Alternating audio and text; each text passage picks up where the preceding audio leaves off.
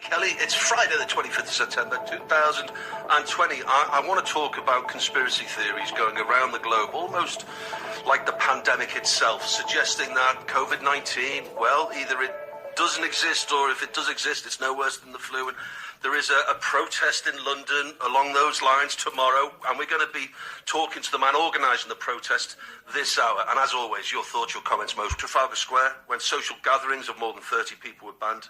He's due to hold another protest tomorrow in the capital to stop Parliament renewing COVID legislation. How damaging, I wonder, are conspiracy theories such as this to public health across the West Midlands? Let's get the thoughts of Dr. Justin Varney, Director of Public Health at Birmingham City Council. And I'll start off with the basic question, Justin. Good morning. How harmful are conspiracy theories like this? Good morning, sir. Good morning. Well, they are dangerous. They're dangerous because some people see them, and some of them are really sophisticated, the way they present. They look like real news broadcasts or real sound clips. Some of you will remember a couple of months ago, there was one of someone pretending to be in an ambulance service, saying ambulances just wouldn't come and save people that had breathing difficulties. And what that meant is some people were too scared to ring an ambulance because they thought they weren't going to be treated, and they ended up getting very sick and being much sicker than they would have been. So it's not just it's giving people the wrong information, it's scaring them from getting the help and the support they need, and that could cost lives, and that's why it's irresponsible. He's going to tell me, Justin, that it's no more serious than the flu. What would you say? Well, the issue with coronavirus is that it is killing a different demographic of people from the flu. There are some overlaps, but there are some differences. It also suggests it doesn't think flu is a serious disease, and every year thousands of people in the UK die from flu. My own circumstances, I ended up in intensive care one year with flu. So it is not something that we should just go, oh, well, this is just like flu, we don't need to worry about it. We do worry about flu. We've got a vaccine for flu. We've got some very good treatments for flu. We don't have that for coronavirus, and that's why it is a serious situation. He's also, I can imagine he's going to tell me that the vaccine, he's anti-vax, so he's part of this worldwide movement that is worried and concerned about a vaccine for COVID-19. What are the concerns of the conspiracy theorists about this vaccine, Justin, as you understand? Well, I think there are a couple of things. I mean, I think there are concerns that a vaccine isn't a vaccine, that it's injecting us with some form of microchip. Bluntly, if the NHS was that clever, we would have solved cancer by now. There are concerns that the vaccine is actually introducing the virus and giving us COVID, and that's a confusion about the way vaccines work. Vaccines do introduce elements of the organism it's trying to teach you to protect yourself from. Usually they are dead elements, or they're types that can't make you sick. And then there are some kind of more random things about vaccination being around trying to control people. And at the end of the day, we know across the world vaccinations save millions of lives every year. We put vaccines through a huge amount of trials to make sure they're safe. That's why we're not rushing out a vaccine tomorrow, why it is taking so long to get one that works and get one that's safe to use in different age groups and different types of people. There is no conspiracy theory here. This is about trying to save lives and prevent us losing thousands more people that just don't need to die if we can do the right thing. I've studied Piers Corbyn's work quite extensively in recent weeks, and he believes that modern vaccines aren't as successful as, if you like, older vaccines. Now, when he puts this to me, which is a great example from your medical background and vast knowledge of modern contemporary vaccines that save lives. Well, if you look at something like the Pneumovax vaccine, which works to prevent pneumococcal pneumonia in over 65, that saves lives. Look at something like measles, mumps and rubella vaccine. That not just saves lives, it also stops people spending lives with disabilities that could be prevented. Many children lose their hearing because of infection with mumps or rubella. And actually by using the vaccine, we're preventing not just death, but also disability that can be prevented. There are differences between what we do now and what we did 100 years ago. That's because medicine's moved forward. It's also because what we're fighting is more difficult now. And actually, a lot of the early vaccines were fighting relatively straightforward viruses. We've got many more, and there are lots of diseases that we can't get a vaccine to work for. For example, the HIV virus. there isn't a vaccine for that because it's just not possible to make one that works. So where we can find one that works, we should be using it because it saves lives and it protects people. And this is what everyone is trying to do. The number one thing we want to do is stop you losing someone you love. I know for sure, Justin, he's going to come at me with hydroxychloroquine. Yeah, well, my view on this is there's loads of trials going on looking at different drugs. Frankly, if there was a drug that worked and was a wonder drug, we would be using it. Hydroxychloroquine is a difficult drug in that it's got a lot of side effects and it can be quite dangerous in its own right. And the research studies that have been done have tended to be small. And when you weigh up the balance with does this save lives versus does it kill people because it's a toxic drug, the balance is not in the favour of using it for COVID. Now, that doesn't mean there aren't still trials and research going on. There are loads of drugs that are being looked at. And I think the idea that anyone's disputing or kind of saying, no, we're not going to keep looking at this drug is wrong at the moment. I think it's just at the moment, the evidence says it would do more harm than good. And there are other drugs like dexamethasone, which have been shown to be safe and reduce the risk of death. We have yet to find a drug that actually kills this virus. Without putting words into your mouth, finally, Doctor, is this guy a menace to society in your view? Well, what I would say is that, I don't have a problem with people having their own views for themselves. What I do have an issue with is trying to peddle it as truth. It's an alternative view of the world, and that's fine, and we should have an open debate where a democracy and free speech is important. But what is important is that actually we are honest about the basis of some of these views. What does the research say? How big is the trial? Is it valid? Because the damage is when you start to say things just aren't true rather than there's an alternative view, people get scared, they get confused, and they stop seeking the help they need. And in Birmingham, we've lost over 1,400 people to COVID so far. It's not quite as many as we lost in the Blitz, but it's not far off. And we also lost thousands of people who died from conditions where they could have been helped because they were too scared by some of the fake news going around to reach out for help. The fake news costs lives. Justin, I just need to unpick your 1,400 deaths in Birmingham. Is that with COVID or because of COVID? Because there will be underlying conditions. And if that's the case, did COVID tip the poor person over the edge? Yeah, there will be underlying conditions, and it's no different from saying someone died of pneumonia when they might have already had heart failure. So the 1,400 is now that they've gone back and they've stripped out. So this is people who died with a positive COVID diagnosis within 28 days. And the majority of those, it will say, well, all of those, I think it will say COVID on their death certificate. So it's not people that were COVID positive and were killed in a car crash. It's people who had COVID, and that often is the thing that just tipped them over if they had heart failure, badly controlled diabetes, kidney disease. COVID just took them over the edge in the same way, actually, that seasonal flu can or catching pneumonia can. But in COVID, we're seeing it a lot more because COVID does all sorts of things that seasonal flu doesn't and affects things like your clotting system. So COVID directly is responsible for about 1,400. And then we also saw an increase in people who died of other reasons, where COVID wasn't on their death certificate, but they probably died because they were too scared to go to hospital or call for help. How many people again? 1,400 from COVID. Yeah. And in our excess deaths, I think over the whole period so far, we've had an additional 3,000 more than we would normally see in a normal year.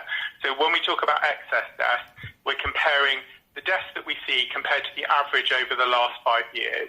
And therefore, we saw a significant rise. And in Birmingham particularly, we had one of the highest rates of excess death in our over 80-year-olds. Some of that's about people's health coming into COVID, but some of it is also some of the very bad fake news that was going around that was telling people if an ambulance comes to your house, it's going to bring COVID with it. Absolute rubbish. And what that did is scared people from going to hospital when they really needed to. And when they finally went, they were just too sick to save. Dr. Justin Varney, Public Health England, Birmingham. The phone number, free phone number, 000 9956 08081 66. People getting in touch by text as well. And Justin says, Dan, could you ask if he would be injected with COVID if he thinks it's just the flu? Well, Justin, that shows, and I don't mean to be hard on you, mate, but that just shows a lack of understanding from yourself about how vaccines work, because you are, with the flu vaccine, let me tell you how it works. Our scientists in the UK talk to scientists down under, Australia, New Zealand, because our flu this year will come from their winter. Okay, so we understand what the flu is going to be like, because it starts with the Australian and the New Zealand, the southern hemisphere. It starts down there and then it's brought over here. So we have an understanding, and we modify a flu vaccine to include this year's strain. And what happens is that you are injected with a tiny little bit of this year's flu, so that your body builds up antibodies. That's how it works. Okay, Corbyn's brother, who claims coronavirus is not as deadly as the flu, we understand. And let's go to Piers Corbyn now. Piers, good morning from Birmingham, sir. Good morning. Good morning. Hi, welcome to the show, and thank you for your time. Good to be here. What are you organising tomorrow, Piers? It's a massive, peaceful rally to call upon members of Parliament to stop the renewal of the Coronavirus Act and measures which they are due to renew at the end during this last week of September. And how many are you expecting at the rally tomorrow? Well, last time, the one we had on the 29th of August had 35,000 or 40,000 people. So we're expecting more than that. Sure, but out of the 35 or 40... I don't know. We could have hundreds of thousands anyway. It's important just to put context into that figure, because out of the 35 to 40,000, only a tiny fringe minority were supporters of your views. Well, no, of course, they're all supporters of our views. Well, we'll explore those views, but lots were just civil libertarians who valued freedom above the potentiality of getting COVID-19. I'm just wondering, Piers... Well, of course, the COVID-19 law, though, of course, or rules, does take away freedoms, jobs and rights to travel and so forth. So people are... Well, the government would say that they're keeping you alive by these restrictions. Piers... No, that is just not the case at all. You're saying that the restrictions... Restrictions are causing more illness. Look, let's be clear. How are they causing more illness? Look, listen. The rally is against the renewal of these restrictions. That's what the rally is about, and calling on MPs to think about the people they represent and not renew these restrictions. When you're told that you can only meet in groups of no more than 30, which may indeed be reduced downwards, why are you trying to organise something where, in your own words, maybe 100,000 people could come into contact with each other? Indeed, didn't you promote hugging at a meeting recently and shaking hands? Indeed, I did. Do you not believe in this? Do you not believe in the pandemic? You're asking too many questions at once. It's a political rally, and these are exempt under the rules, providing we give a risk assessment of, the whatever may or may not happen if there is a virus, what it would do. And we have done that, in fact, right now, and we are in the process of sending to Westminster City Council for this event. So we've met with all the rules and are discussing with the police on full liaison to make sure it is a peaceful event. We're not intending to repeat any of the difficulties which happened in what is your view on the seriousness of COVID-19? Well, the actual figures show this week the percentage deaths under official figures was 1% of the total deaths in the United Kingdom. So it is in no way a pandemic even on these figures. Were these people actually affected by any virus or not? That is an open question, because the NHS have been labelling people as dying of CV when maybe they had nothing at all and died of something else. Again, that just simply isn't. Piers, Piers, if you would allow me to talk now, if you would, please. Well, fine, but you are asking me questions. No. I'm trying to respond to your point, and that was in response to a question that I asked. So if I could respond, please. Piers, which bit of the millions of cases around the world do you believe doesn't represent the definition of a pandemic and the deaths associated with that? Well, look, what is a pandemic. It's got to show increase of deaths around the world. It has not done that. We have shown increase of deaths. Of course we have. Been around the world an increase of deaths, and I suggest you check the figures. The second point I would make is that it is not a high-consequence infectious disease, according to World Health Organization statement in March the 19th. And thirdly, the numbers now alleged to have been caused by this virus or associated with this virus, and the numbers of illnesses again associated with it have been declining greatly since April. So it's no way we can have any justification in any terms whatsoever for a renewal of lockdowns.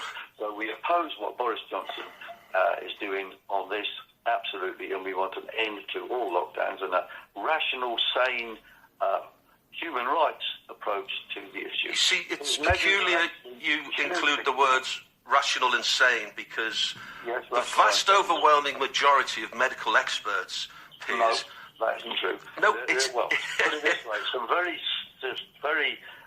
excellent experts are calling upon Boris Johnson, like Professor Carl Hennigan, to stop all this,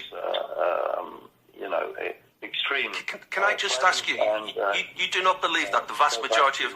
Sorry, you don't believe that the vast majority of experts worldwide, medically trained experts, believe that this is a serious disease? Is that what you're telling me? There are many people directly in the pay of Bill Gates and many educational operations who are directly in the pay of Big Pharma will say anything to get their money. Now, let's talk about that then. Go on the websites, do the research, and look at... Oh, I have, sir.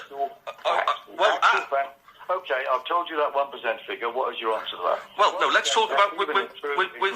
Piers, let's move on from... Let's move on from... Do you agree or do you not? Let's move on... Let's move...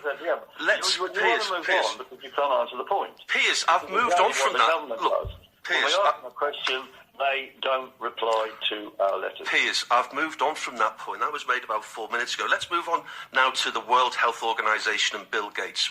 Who do you believe is pulling the strings and why? Bill Gates and associates, of course, and the big pharmaceutical companies stand to make billions from vaccinations. So they are certainly pulling the strings, and I'll give it as a fact. In the last year, in the last few months actually, the net value of Gates, Zuckerberg and Bezos has increased by £150 billion. May I... £20 for every man, woman and child in the country. May I just... They'll make money out of vaccines and increase telecom stuff involved with the, why would every... new normal, the new world order. Why would every world leader sign up to this then? Every world leader? Well, actually, not every of them, but why would they? Anyway, why would they? Even Kim Jong-un from North Korea. Money in it. Large amounts of money are handed out by Bill Gates and the IMF to the BBC, for example, and also governments in order to propagate this narrative and promote vaccines. But what are they leading to is, of course, a new economic approach, a new world order, if you like, and they've said so, which involves increased increases of artificial intelligence. It's a technocratic revolution which destroys the middle classes, small businesses, reduces average wages, and in fact increases profits. At some point, Piers, corporations worldwide. At some point, being a journalist, I do need to. Well, that's because of your very long monologues, Piers. Why would Boris Johnson, who is a capitalist, want to be? Can I finish, Piers? Please. Why would Boris Johnson, who is a capitalist, want to destruct the working and the middle classes of this country? Why would he do that? Well, it's necessitated by the falling rate of profit of the Wall Street capitalists, mega corporations. Why would he want to see millions on the dole, Piers? Well, he wants them on the dole and then possibly off the dole at lower wages. That is what he wants, and that is what the... So let me get this right. Okay, let me just get this right. Let me get this right, Piers. The World Economic Forum has said this. Let me get this right, Piers. Okay, let me get this right. So Boris Johnson for the short term, wants to see tens of millions of people on the dole so that he can re-employ them at a lower rate. So first of all, it's going to bankrupt the country. Please let me finish. Them on the dole, or not. I don't think he wants it, but it's a consequence of what he's doing. Okay, all right, mate. Well, we have an intelligent audience, and they'll be able to make their own mind up about what you say. Let me just play you a little clip from Dr. Justin Varney, who is from Public Health England in Birmingham, and I asked him whether you were a menace to society with your views. Now, just listen to what he had to say. They're dangerous because some people see them, and some of them are really sophisticated, the way they present. They look like real news broadcasts or real sound clips. Some of you will remember a couple of months ago, there was one of someone pretending to be in an ambulance service, saying ambulances just wouldn't come and save people that have breathing difficulties. And what that meant is some people were too scared to ring an ambulance because they thought they weren't going to be treated, and they ended up getting very sick and being much sicker than they would have been. So it's not just it's giving people the wrong information, it's scaring them from getting the help and the support they need, and that could cost lives, and that's why it's irresponsible. Okay, now, misinformation, like you espouse, Piers, from Dr. Varney's perspective, cost lives. Indeed, he actually stated that in Birmingham, he believed 3,000 excess deaths because people were buying into misinformation, some of which you bang on about. There are excess deaths caused by... No, just address that. No.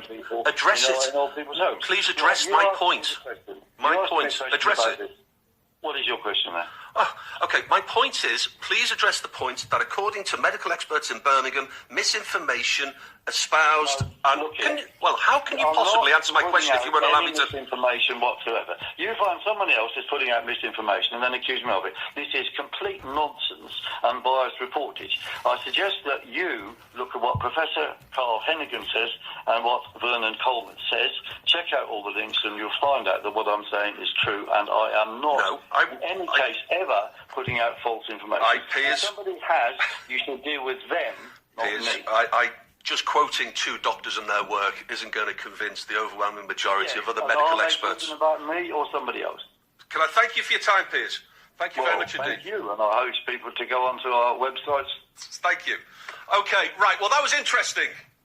08081, again, Dr. Justin Varney, about whether flu is comparable to COVID. Every year, thousands of people in the UK die from flu. My own circumstances, I ended up in intensive care one year with flu. So it is not something that we should just go, oh, well, this is just like flu, we don't need to worry about it. We do worry about flu. We've got a vaccine for flu. We've got some very good treatments for flu. We don't have that for coronavirus, and that's why it is a serious situation. Okay, 11:15. I will invite you to pick up the phone. I applaud you. How you did not tell him to shut the hell up and listen to your question and see why no one wants to listen to him. James says, Dan, that guy, Piers, is just a keyboard warrior. He talks over you because he can't answer your questions. I tell you what, let's get some calls on the radio. Let me just go to a musical interlude, which we're having to save. I think the latest figures are 150 million for various issues. I'm sure if we were in the pocket of Bill Gates, all his billions. Right, 08081 00. Interesting after your interview, more like frustrating. That man is an idiot. So says Mandy. Morning, Dan. I wonder what his brother Jeremy makes of his views. I don't know.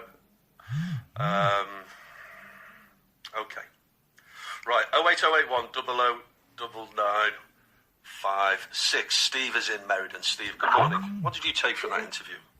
Good morning, Dan. All I can say is congratulations that you kept your cool. I don't know how you did it, because me personally, I would have put the phone down. And if I was close at hand, I'm afraid I would hurt that man. You smack him? Yes, because he's just ignorant and rude. He was constantly talking over you. And well done, Dan. Tap you on the back. You did really well. And he is a complete bottom. I don't like the man. And if I met him and he spoke to me in that manner, I'd have him on his bum. Well, listen, at this point, I need just to mention the BBC can't endorse any physical violence to even rude, obnoxious individuals, Steve. Yes. But listen, Stevie, some of his points, though. First of all, the BBC in the pockets of Bill Gates, that's just a load of nonsense. That is tosh. Total tosh. What a load of rubbish. Yeah. And that statement he made, he wants to make everybody unemployed so he can employ them at lower money. Is the man a complete fool? That man he was talking about, basically, he wants to make money. He doesn't want to lose money. So it proves he's a complete idiot. All right, Steve, thanks. Obviously, we can't endorse violence. David's in Wolverhampton. David, good morning. Oh, good morning, Danny. I was listening to your interview with Piers Corbyn, and I think, thank God we never elected his brother, because to elect somebody who has insanity in the family would be a disaster, monumental proportions for this country. Well, let's not conflate his brother. That's most unfair to conflate his brother with this story, David. But let's go back to the questions I asked or tried to ask. Do you have sympathy with any of his points? None whatsoever. People who think that 5G phone masts cause anything around the bend, and the number of cranks walking the streets with these peculiar ideas. I mean, they all want locking up in a padded cell. Okay. Doreen's in Erdington. Doreen, from a padded cell to I don't know how you Erdington. kept it all. I think he was pig ignorant. And I thought if people are listening to this who've lost people with the virus or have had it themselves and are still suffering, there is some, whatever they thought, the only thing I think, I hope Piers, whatever his second name is. I thought it was Piers Morgan. No, Corbyn. I hope somebody in his family gets it, or himself. No, Dory, don't wish ill. Well, no, you shouldn't, but it makes You shouldn't wish ill. Makes you feel like that. I wonder what, you know. I mean, Doreen, well, let's just pursue that for a second. You could imagine that if Piers Corbyn got it and then realised how serious it was, then actually let's just go with that thought for a moment. Then maybe he would stop espousing such, in the overwhelming majority of our callers, such nonsense. Yeah, I mean, I don't think people realise how serious it is. Doreen, thank you. George in Starbridge. George, anything positive to take from that interview? I think there is something positive, Benny, to take from that interview. And the fact is, we're a democracy. And in a democracy, people can give their views, however outlandish or however stupid they are, at least they can have a platform to give those views. If he was in North Korea, he'd be put up against the wall and shot, wouldn't he? But what about if those views cause people to relax with the directions and fall ill and maybe even pass them on to older people who've done nothing wrong and then they die? Unfortunately, Danny, that's the price we pay for democracy, isn't it? And free speech. It's the ability for people to give their views, however outlandish, and hopefully most of the population in this country is sensible. Whatever you think about the corona, do you think these ideas of a conspiracy... George, just unfortunately, let me just interject finally and briefly. Unfortunately, as Dr. Varney said, that misinformation, like the stuff that comes out of the websites belonging to my former guest, caused, in his view, and we've got to go with this guy because this guy is an expert, 3,000 excess deaths. So you're balancing freedom of speech with 3,000 excess deaths because people are too petrified to go to hospital because they buy into the sort of stuff that Piers Corbyn says. Well, unfortunately, Danny, if we shut those people down, at some point, then we will push those boundaries even further and we will suppress speech that has merit and truth in it. And unfortunately, as much as it kills me to say, because I think the man is an idiot, I do think that the right to be able to give your opinion must be fundamental to democracy, isn't it? Because if it isn't, there's not a democracy, because democracy is about everybody's able to say what they want to say. George, I think you're bang on the money, mate, because that's why I wanted to do it today. Because we can allow him to express his views so long as they are robustly challenged with facts and evidence. So I agree with you, George. George, thank you. All the best, mate. Thank you. So long as you don't allow someone free rein to actually just espouse, again, in the overwhelming majority of people's views, absolute, complete and utter harmful nonsense, so long as you challenge robustly. Okay.